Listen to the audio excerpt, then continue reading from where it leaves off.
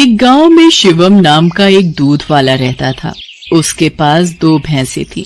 वो हर सुबह उनका दूध निकालता और पूरे गांव में घूमकर बेचा करता था।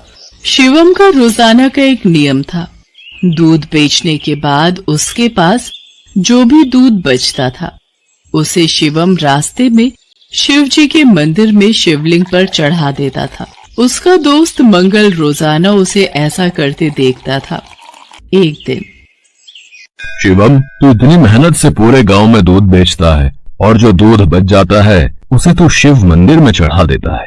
बाकी लोग तो शिवलिंग पर थोड़े से दूध में पानी मिलाकर चढ़ाते हैं। तू भी ऐसा किया कर और बाकी बचे दूध को इकट्ठा करके उसकी दही और घी बनाकर बाजार में बेच दिया कर। इससे तेरी दुगनी कमाई होगी। मंगल, मैं भोलेनाथ को अपना पिता मानता हूँ, इसलिए उनकी भक्ति और सेवा करता हूँ। भोलेनाथ की कृपा से मेरी इतनी कमाई हो जाती है जिससे मैं खुश रहता हूँ। शिवम मंगल की बात पर ध्यान नहीं देता। वो नियम से ही रोजाना दूध चढ़ाने का कार्य करता रहता था।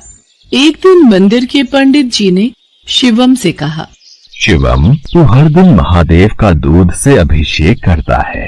तेरी क्या मनोकामना है जिसके लिए तू ये सब कर रहा है? पंडित जी, मुझे भोलेनाथ से कुछ नहीं चाहिए। मैंने कई बार कुछ लोगों को दूध में पानी मिलाकर चढ़ाते देखा तो मुझे लगा भोलेनाथ पानी मिला दूध पीकर कमजोर न हो जाए, इसलिए मैं उनको दूध चढ़ा देता हूँ। अच्छा, फिर ठीक है। एक दिन गांव में तेज बारिश हो रही थी। बारिश के कारण शिवम दूध बेचने नहीं जा सका। उसका आज सारा दूध बच गया था। उसने सोचा, आज इतना दूध बच गया है, मैं इसे शिवलिंग पर चढ़ाता हूँ। शिवम, ये दूध तो बहुत सारा है, ये तो बहकर खराब हो जाएगा, तो फिर मैं इस दूध का क्या करूँ? पंडित जी, मैं ये दूध घर वापस भी नहीं ले जा सकता और ऐसे तो ये दूध खराब हो जाएगा। तुम एक काम क्यों नहीं करते? तुम इस सारे दूध की खीर बनाकर भोलेनाथ को भोग लगाकर गांव में खीर का प्रसाद बांट दो, इससे तुम्हें पुण्य मिलेगा। पंडित जी, ये तो आपने बहुत अच्छा विचार बताया है। मैं अभी जाकर बाजार से खीर का सामान लेकर आता हूँ। शिवम को पंडित जी की बात अच्छी लगी और वो बाजार से खीर बनाने का सामान ले आया। शिवम ने खीर बनाकर भगवान शंकर को भोग लगाया और सारे गांव में खीर का प्रसाद बांटा।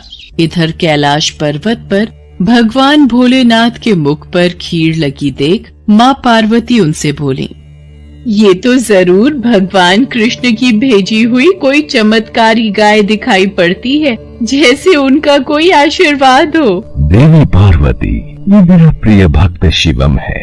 इसकी निश्चल भक्ति ने मेरा मन जीत लिया है। ये मुझे अपना पिता मानकर मुझे प्रतिदिन दूध और खीर का भोग लगाता है। ये मेरी चिंता करता है और मुझे बिना पानी मिला दूध चढ़ाता है। मेरे भोले भाले भक्त की भावना देखो, ये समझता है कहीं मैं पानी मिला दूध पीने से कमजोर न हो जाऊं, इसलिए ये दूध से अभिषेक करता है। प्रभु, फिर तो अपने इस भक्त पर कृपा करने के लिए हमें इसकी परीक्षा लेनी चाहिए। तो देर किस बात की देवी पार्वती, हम अभी पृथ्वी पर चलते हैं और अपने भक्त शिवम की परीक्षा लेते हैं। भगवान शिव और देवी पार्वती ने सेठ सेठानी का भेष बना लिया और शिवम के घर पहुंच गए। नमस्ते जी, कहिए आपको मेरे से क्या काम है? हमने तुम्हारे बारे में बहुत सुना है।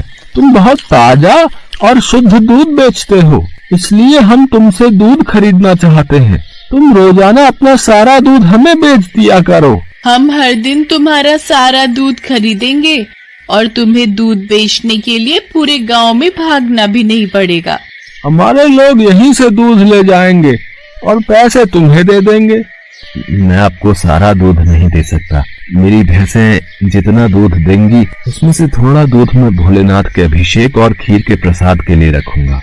और हमें तो रोजाना बहुत दूध चाहिए और तुम सारा दूध दे दो, भले ही दाम 4 गुना ले लो, तुम्हारी अच्छी कमाई हो जाएगी।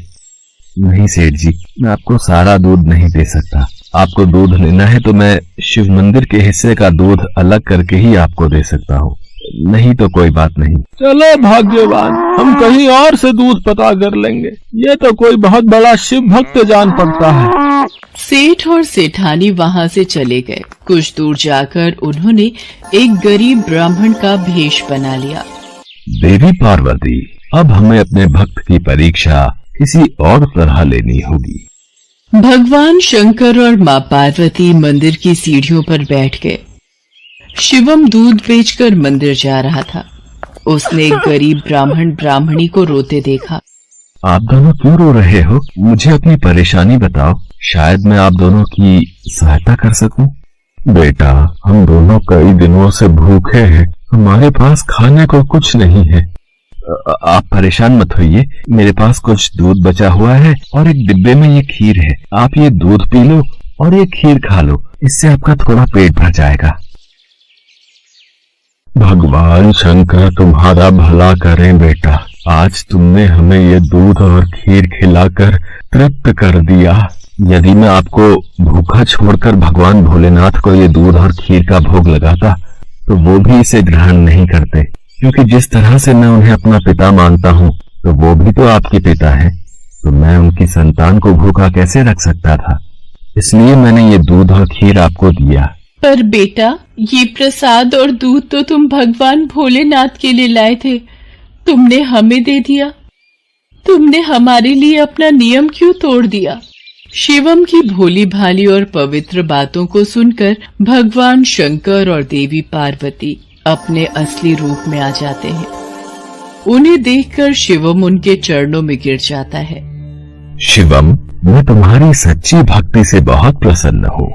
मांगो, क्या मांगते हो? प्रभु, मुझे आपकी भक्ति के सिवा और कुछ नहीं चाहिए। मुझे आपकी भक्ति करके जो खुशी मिलती है उससे बढ़कर मेरे लिए कुछ भी नहीं। शिवम, तुम मेरे सच्चे भक्त हो। आज के बाद तुम्हारे जीवन में कोई दुख नहीं रहेगा। मेरा आशीर्वाद सदैव तुम्हारे साथ रहेगा। शिवम को अपना आशीर्वाद देकर भगवान शंकर और मां पार्वती अंतर ध्यान हो जाते हैं।